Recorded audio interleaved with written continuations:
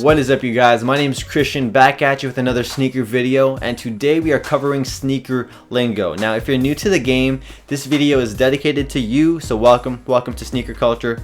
There's going to be a lot of things you're going to like about it, a lot of things you're going to dislike about it, and if you are a avid sneakerhead and you know all the terminology, this video isn't really for you, so I suggest clicking away or leaving a thumbs up and then going away or something like that. This video won't be that interesting for you. This is more for the newbies in the game. Now, with that said, all of the definitions that I have are not like set in stone or anything. A lot of people have different ideas of what certain terms mean, but this is what I think they mean, and for the most part it is what a majority of the community also thinks it means. So with that said, let's get started with the first words. Now, the first set of terms I want to break down are DS, PADS, and VNDS.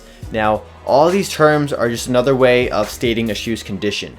DS stands for dead stock. That means brand spanking new, right out of the box. No one's ever tried them on. They're still factory laced and everything. Brand new, totally brand new. There should be nothing wrong with them at all. Now, PADS means the shoe is basically pass as dead stock. So it can pass as dead stock if a person has tried them on and has their foot in it, and that's really it. They have no flaws with them whatsoever. So a lot of the times people can even lie and just say the shoe is dead stock if they've tried them on, if they know how to factory lace the shoe and all that stuff. Now, the last term is very near dead stock, VNDS. That is when a shoe is almost like brand new out of the store, like you would buy it, but there is a couple of flaws potentially. There might be dirty bottoms or a little baby crease there or some small flaw that the shoe acquired from being worn maybe once. That's really it. And sometimes a lot of people really like to push the limits and they'll say VNDS. Like, why? Next term is NIB. That means new in box. It's pretty much self-explanatory. OG all. That is when a shoe has everything original with it. So that includes the box, any possible hang tags, shoelaces that were extra, insoles, stickers. Like, that is OG all. Everything that you would have got with it when you bought it at retail is still intact with the shoe. FSR is full size run. That means sizes like 8 through 13, like a full size run. So if someone says, for example, they went to the store and they bought a full size run, they bought 1 or 2 of every single size possible. Bin, buy it now, just like on eBay. Bin, that is the price that if you want the shoe and you say I had this much money and you pay them, that's it. No more hassle or anything. Done. S/O, that means starting offer. That is the minimum amount of money a seller will take to sell the shoes. H/O is highest offer. That is their highest offer at the time. That's sort of like an auction where you have the top bid. That's exactly what it is. Firm. Now, this is a word that buyers and sellers use to say a set price and they're not willing to budge from it at all. Hype generally means a shoe that has a lot of resale value and demand to it. For example, Kanye West wears the Red Ones. The hype on those is freaking crazy, so the resale goes up. But hype can also mean like a big general release.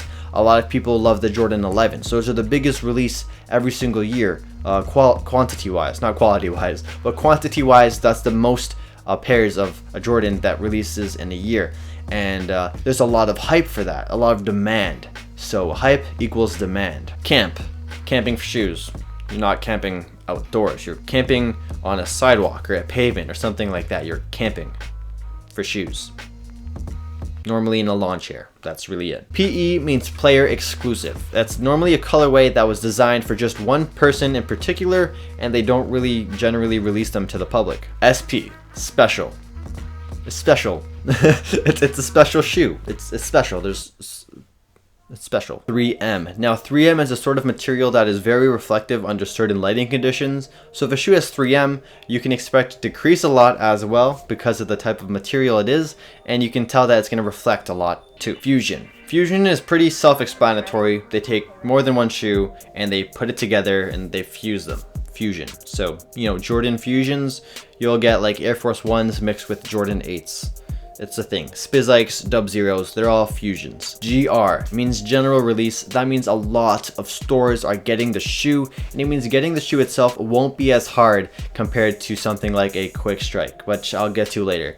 But GR means that there's going to be mass amounts of that shoe produced and distributed, and it should be an easy cop, hopefully. Oh yeah, and cop means to buy something. How did that even start? QS. QS means quick strike. It's normally on the box label if a shoe is a quick strike. That means the shoe is a very limited shoe, and they don't normally get restocks for those as well. So it's normally like 2 size runs per store, and it's going to be a limited amount of stores, and that's it. GS/Y.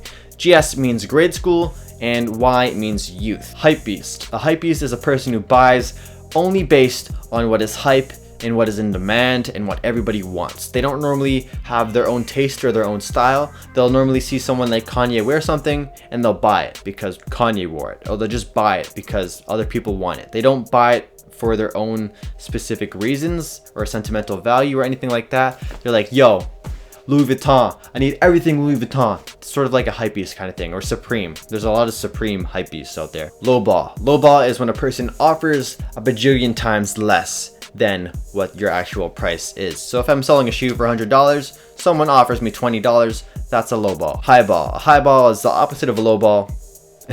It's pretty self-explanatory. I'm selling a shoe for $500 and someone offered me $700. That's a highball. Rape. Yeah, people actually use that term when it comes to buying and selling shoes. Some people love it, some people hate it. No, not like that. Oh god. But some people love using the term, some people hate reading the term. But rape basically just means a astronomical high amount of money.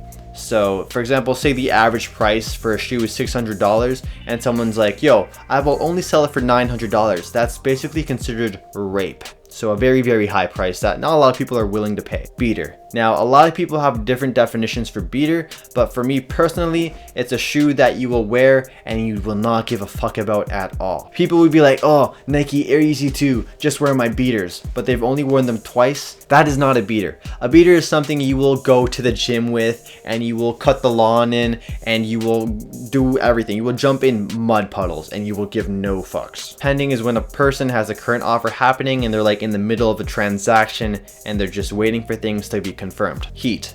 Heat is another word to say the shoe is really freaking cool, really awesome, and it's the shit. Sample. A sample is basically a prototype of the final model of a shoe. B grades are normally shoes that are being sold at retail outlets, but at a lower price because there are some factory flaws as well. You'll often find B grades marked with a B grade stamp at stores like the Nike factory outlet and other stores like that. Grail or Holy Grail. This is like the epitome of the sneakerheads, like everything. Like that shoe is the best shoe that they can think of. And for me, it's the Jordan 1 Dave Whites or the Jordan 1 Breads. Those are my personal grails. Everyone has different grails, and there's a lot of different reasons for a shoe to be a grail. Some of them have sentimental values leading back to like when they were kids.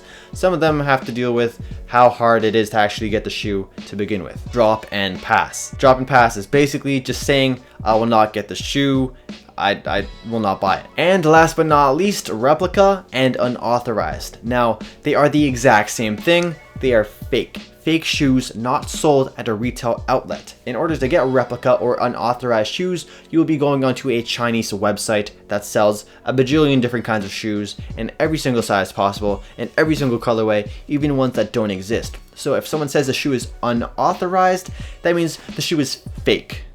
That's the easiest way to put it. There's no other way around it. If it's fake, it's fake. You can't have a shoe be 80% real and 20% fake. It just does not work like that. So there you guys go. Basically all the sneaker terminology you'll need to know as a sneakerhead. I hope you guys are able to retain any of the shit I said, because I just gave you a ton of knowledge out there. If you have to rewatch this video, go ahead. If this video helps you out in any single way, leave a comment down below letting me know it helped you. Leave a thumbs up, all that stuff. Subscribe and share this video with anyone else who is a sneakerhead out there, or who's always wondering about what all these freaking words mean, because there's so many words. Thanks for watching. I'll see you guys in my next video. Peace.